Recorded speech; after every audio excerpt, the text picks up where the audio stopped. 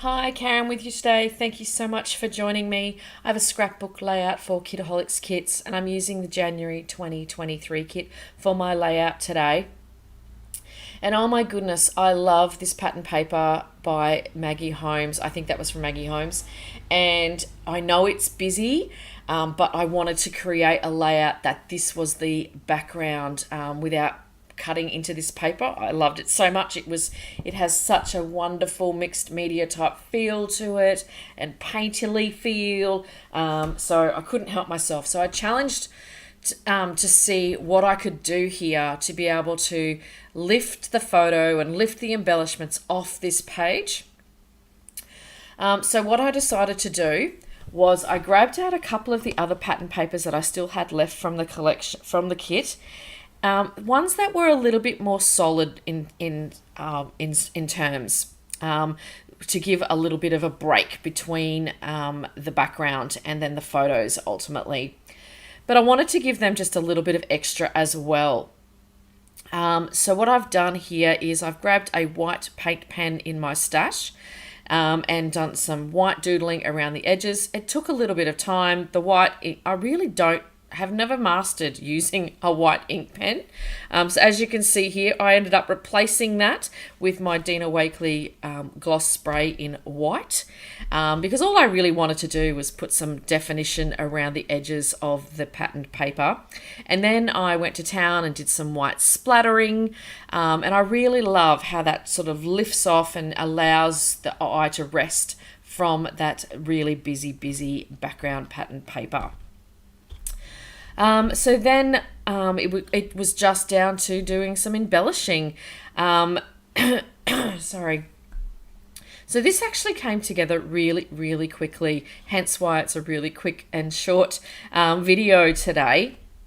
I added in that gorgeous doily that we got in the collection as well. I thought that was another way just to break up the pieces and allow your eye to sort of rest and not feel so overwhelmed by all the tones and colors across the page. So my embellishing, I loved those little hanging pots, and I wasn't really sure I was ever going to be able to use them, to be honest, but I thought that this was a great way to be able to use those up. I've added those to the patterned paper there as if they're hanging from the top of the pink one there and the blue as well. And I really love how that actually turned out. Then I cut out some of the stamp type pieces from one of the pattern papers from Paige Evans in Smile and Love and just anchored the photo right smack bang in the middle of my clusters here. And then I added in some further floral clusters as well. So on that bottom left hand side and the right hand side. So I didn't really do the rule of thirds when it comes to embellishing here. I've almost created because I've done the clusters around each sort of corner, I've almost created a bit of a wreath look to the page, which is why then I added in just one of these circle pieces from the sticker sheet. I've just cut that in half and added those just at the left hand side and the bottom right hand side there of the whole piece. So I stuck all this down in one piece as well. And I just felt that that circular piece just sort of anchored and matched in with the doily component. And I felt that that was a really lovely way to finish off the embellishing. Then I found a couple of other stickers and I've just added embellishments around that wreath type view. And that's pretty much it. I do add a butterfly. I have kept the title to be really small on the layout. I didn't want to take anything beyond the actual piece that I've created here.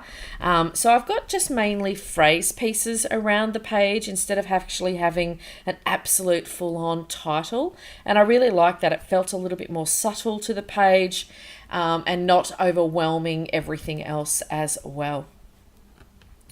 So I'll leave in the description box below all the details on where you can get this month's kit. It is a super fun kit. Both the main kit and the mixed media kit was a great piece to work with, and I had heaps of fun creating this month. To finish off the entire layout, I then do add in some more white splatters with that Dina Wakley gloss spray as well, just to give a little bit of pop. And then also I have added it around onto the background as well, just to tone in and make the whole page cohesive. And I have to say, I really loved how this one turned out. Here we have some close-ups for you. And always, as always, I want to thank you so much for joining me today. Thank you for creating some time to have a look. And I will see you next time. Bye for now.